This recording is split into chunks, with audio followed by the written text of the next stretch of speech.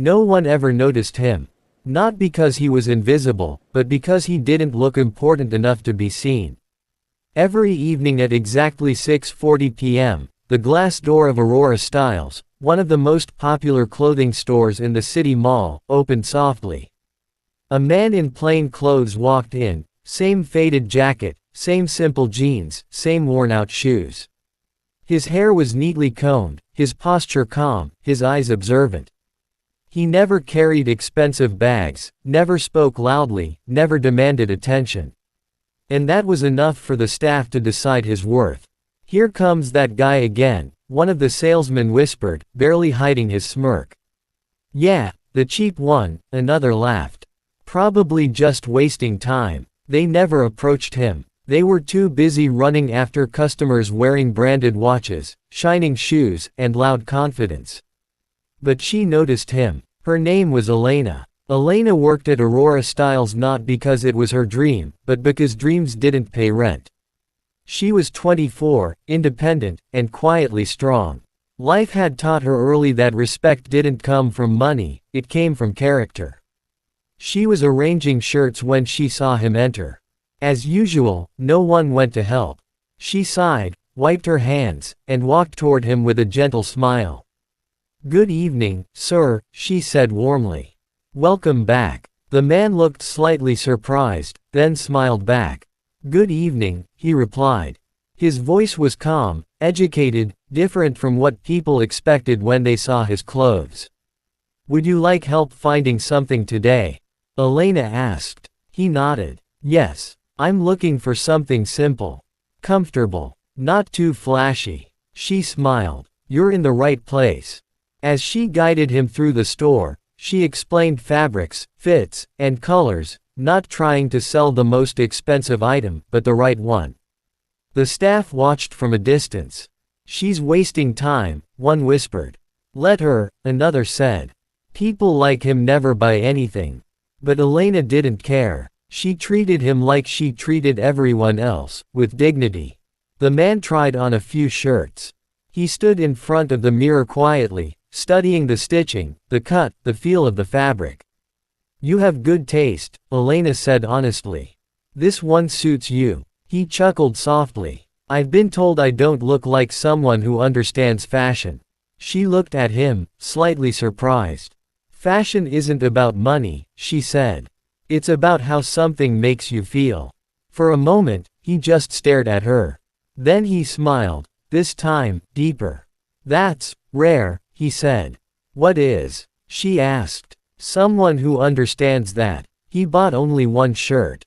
At the counter, the cashier didn't even look at him properly. "No, thank you," no smile. But Elena smiled anyway. "Have a great evening, sir." "You too," he replied. Then, as he turned to leave, he added, "By the way, my name is Adrian." "Elena," she said. "I'll see you again, Elena."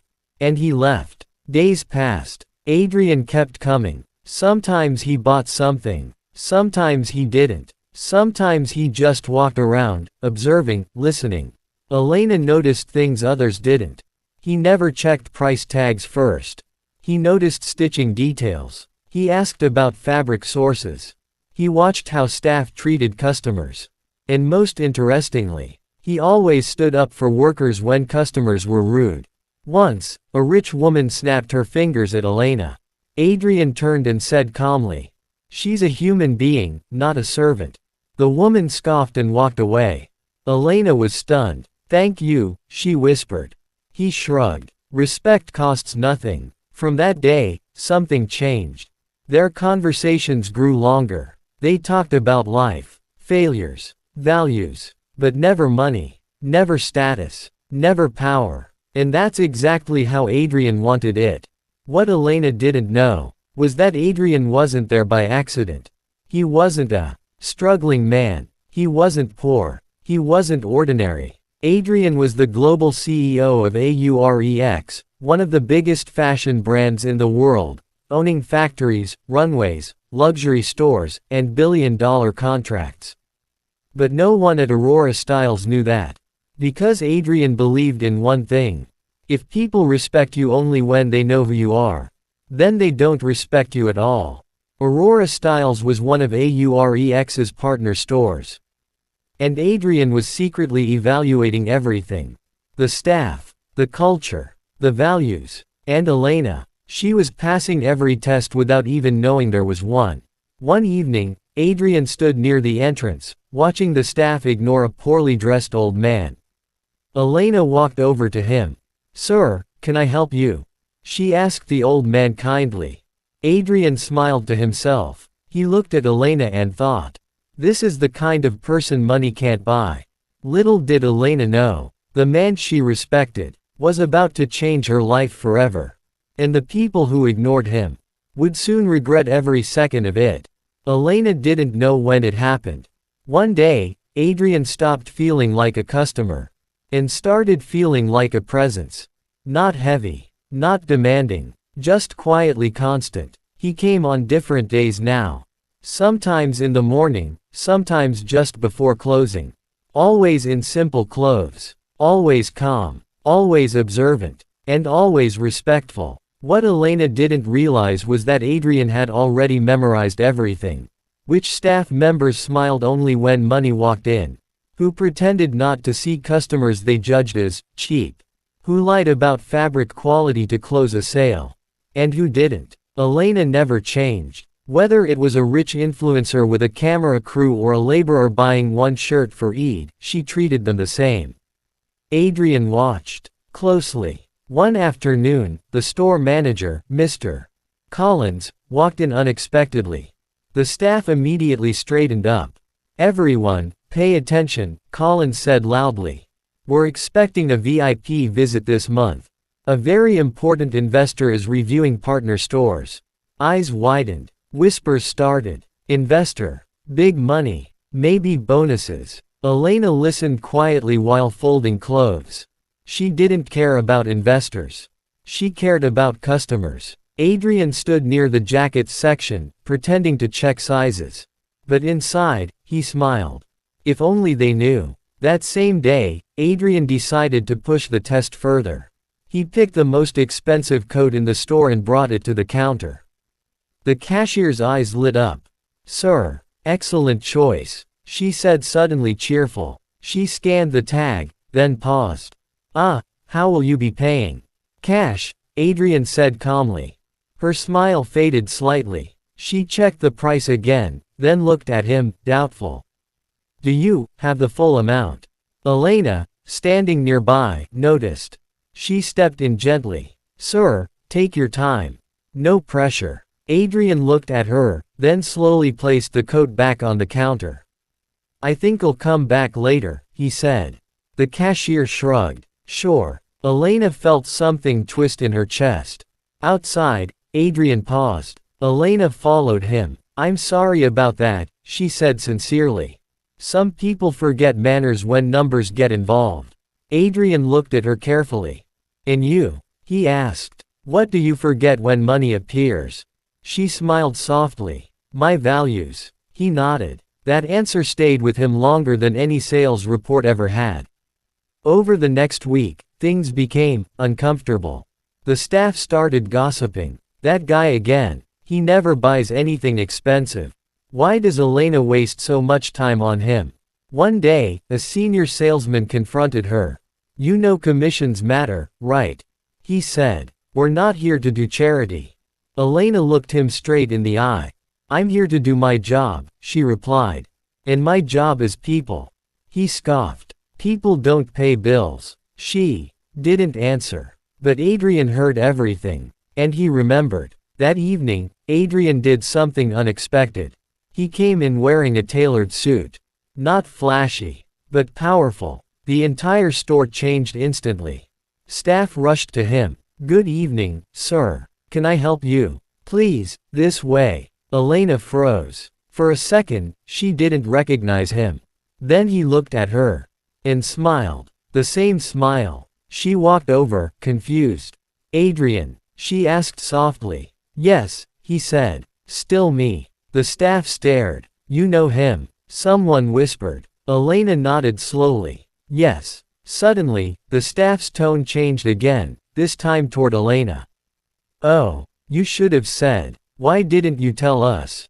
Please assist him properly. Elena felt uncomfortable. Adrian noticed. He turned to the staff and said calmly. Why should she have to tell you who I am for you to treat me well?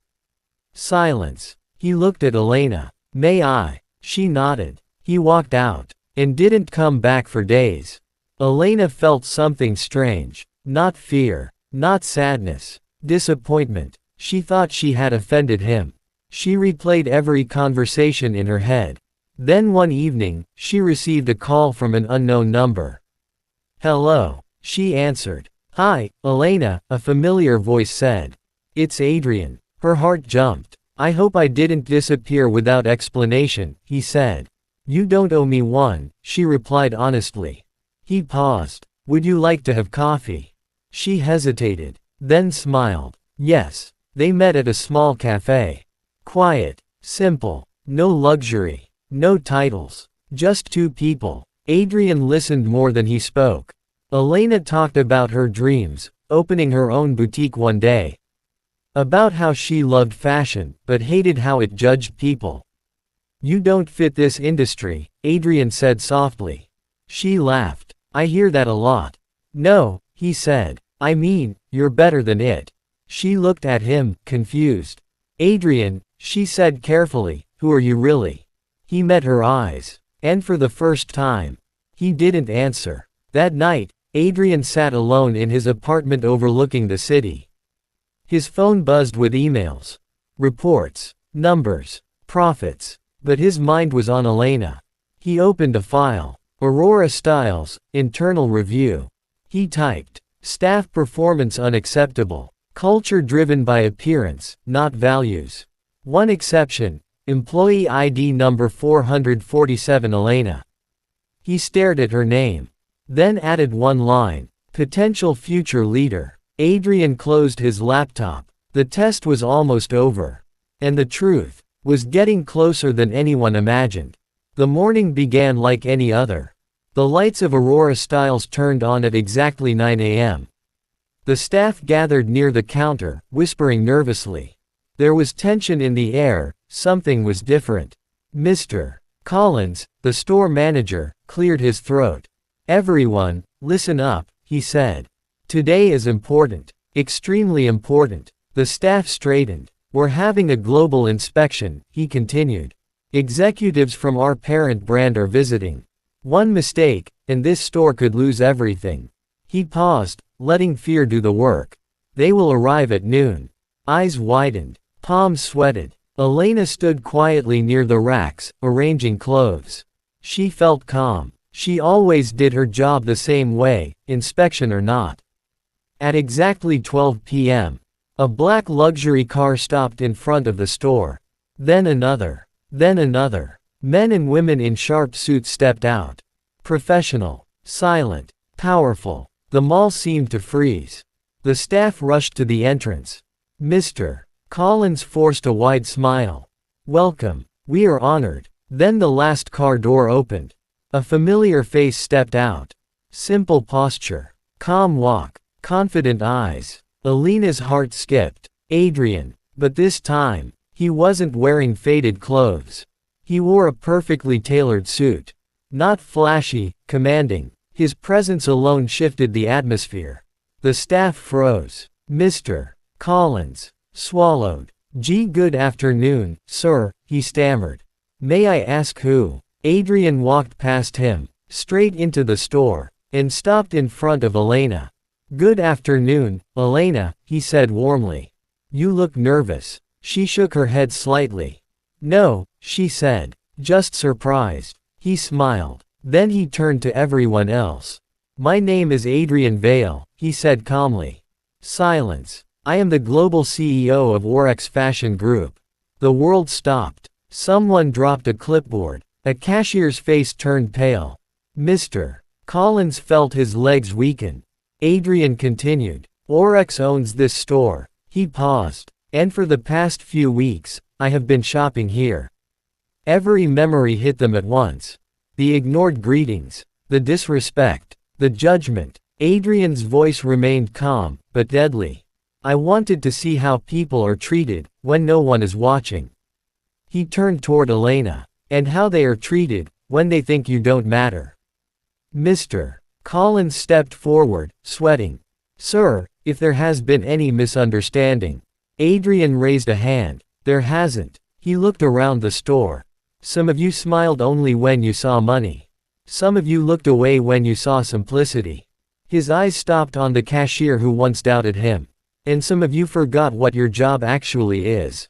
He took a breath. Respect is not a service you offer based on appearance. Silence. Then Adrian said the words that changed everything. This store will be temporarily closed for restructuring. Gasps. Mr. Collins nearly collapsed. However, Adrian added, turning toward Elena. There is one person who represents everything this brand was meant to stand for. Elena's breath caught. Adrian faced her fully. Elena, would you like to come forward? She stepped ahead, confused. I have watched you, he said. Not as a CEO. As a human being. He looked at the staff. She respected every customer. Defended dignity. Chose values over commission. Then he looked back at her. I'd like to offer you the position of store operations lead, effective immediately. Shock. But that's not all, he continued.